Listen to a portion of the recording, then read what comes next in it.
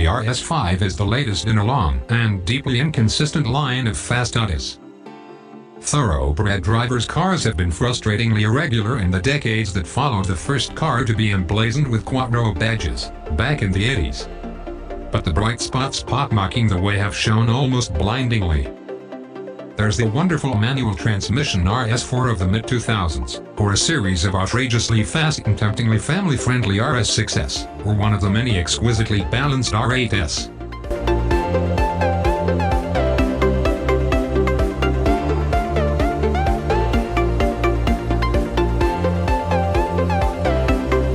Perhaps it's those which serve up impossible to reach expectations each time a new RS badge car arrives.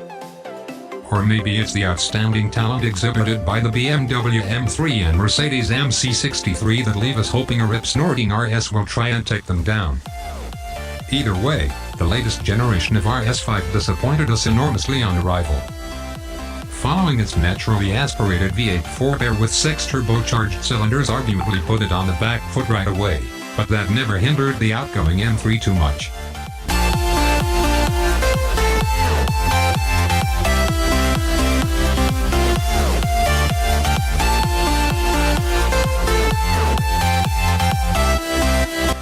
What let us down was the lack of excitement, Audi's contentment with a car that gripped like hell and went like stink but with no nuance, feel or feedback decorating the edges of its sledgehammer performance.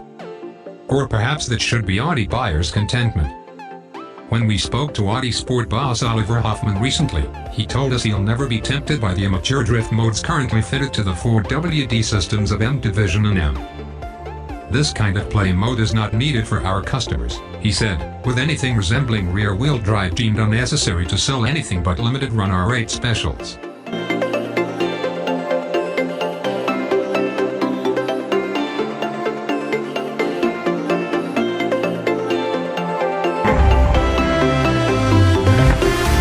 We suspect a lot of people will look at the RS5 single-S performance figures, a Quattro 8 at 3.9 seconds 0-62 miles per hour sprint beating the 70 bhp healthier rear-driven MC63s, and immediately choose it over rivals for the bragging rights.